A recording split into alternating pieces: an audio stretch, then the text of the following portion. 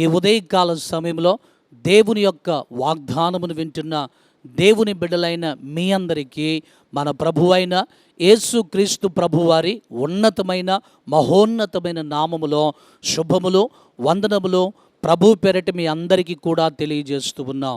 ఈరోజు ప్రభువు మనకు అనుగ్రహించు వాగ్దానమును మనము చదువుకుందాం.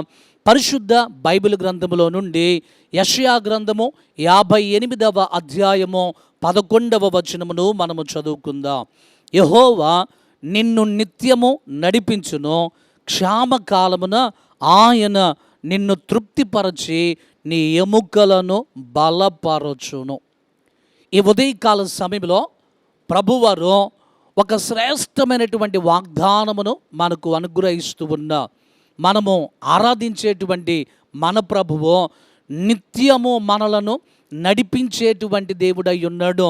మనలను నడిపించడం మాత్రమే కాదు, కానీ క్షామకాలమున ఆయన మనలను తృప్తిపరచి మన ఎముకలను బలపరుస్తాను అని ప్రభువారు ఒక మంచి వాగ్దానమును ఈ ఉదయకాల సమయంలో మనకు అనుగ్రహిస్తూ ఉన్నా.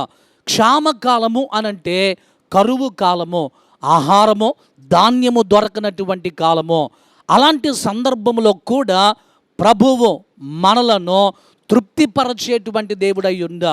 కారణం ఏంటి అనంటే ప్రభు లేఖనము తెలియజేస్తూ ఉంది కదా, సింహపు పిల్లలు లేమిగలవై ఆకలి గొనును, కానీ ఆయనను ఆశ్రయించు వారికి ఏ మేలు కూడా కొదువై ఉండదు అని ప్రభు యొక్క లేఖనము మనకు తెలియజేస్తూ ఉంది. సింహము అడవిలో ఉన్నటువంటి జంతువులన్నిటికీ కూడా ఒక రాజు.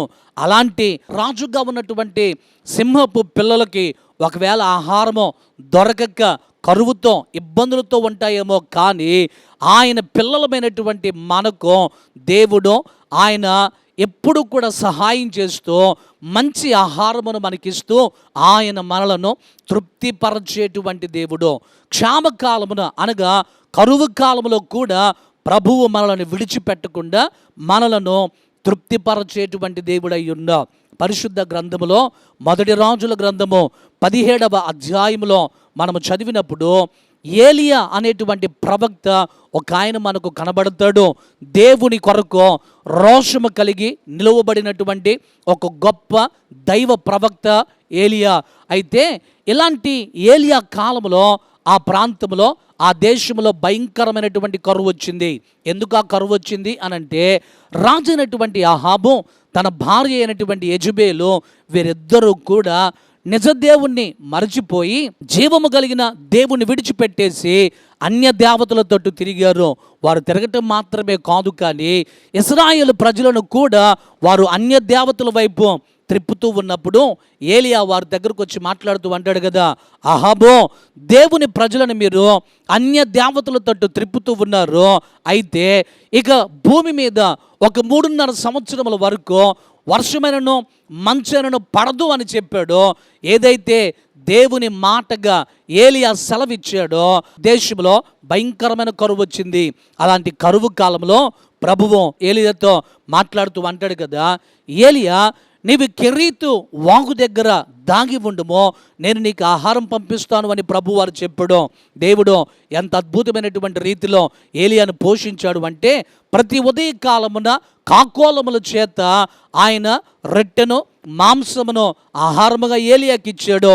అంత మాత్రమే కాదు, కానీ ప్రతి సాయంకాలమును కూడా కాకోలముల చేత రొట్టెను మాంసమును ఏలియాకు ప్రభువు ఆహారముగా పంపించాడు. దేవుడు ఎంత అద్భుతమైనటువంటి రీతిలో ఏలియాను పోషించాడో.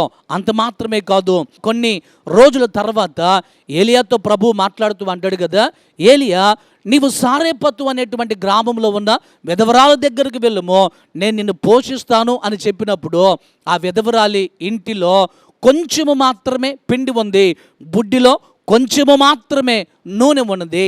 అయితే ప్రభువారు జరిగించిన ఒక గొప్ప అద్భుతము ఏంటి అనంటే ఆ విధవరాలి ఇంటిలో ఉన్నటువంటి ఆ తొట్టిలో ఉన్న పిండి తక్కువైపోకుండా, బుడ్డిలో ఉన్నటువంటి నూనె అయిపోకుండా ఆ కరువు తీరిపోయేంత వరకు మరలా ఈ భూమి మీద వర్షము పడేంత వరకు ఆ సారేపతు విధవరాలని తన కుమారుని ప్రభువారు బ్రతికించాడు. అలాగే ఏలియాను కూడా దేవుడు అద్భుతమైనటువంటి రీతిలో పోషించాడు.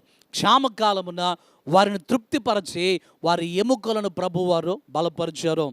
ఈ రోజున దేవుని వాగ్దానమును వింటున్న దేవుని బిడ్డలారా, నీ కుటుంబంలో కూడా కరువు ఉందని, ఏదో కష్టం ఉంది అని, ఇబ్బంది ఉంది అని తల్లడిల్లిపోతా ఉన్నావా? ప్రభువారు నిన్ను, నీ కుటుంబాన్ని ప్రభువారు చూస్తూ ఉన్నాడు. ఆయన కన్నులో మీ మీద, మీ కుటుంబం మీద ఉన్నది కనుక ఎటువంటి ఇబ్బందులు మీకు ఉన్నప్పటికీ కరువు కాలమున ప్రభువారు తృప్తిపరిచి నీ ఎముకలను ప్రభువారు బలపరుస్తాడు. కనుక ఈ దినమున నీ ఇంటిలో ఉన్నటువంటి ప్రతి అవసరతను ప్రభువారు తన మహిమైశ్వర్యములో తీర్చి శ్రేష్టమైనటువంటి ఈవులతో, మంచి ఆహారముతో ప్రభువు నిన్ను, నీ కుటుంబాన్ని తృప్తిపరుస్తాడు. గనుక ఈ రోజున ఈ వాగ్దానమును ప్రభువారు మనందరి జీవితములలో స్థిరపరచునుగాక.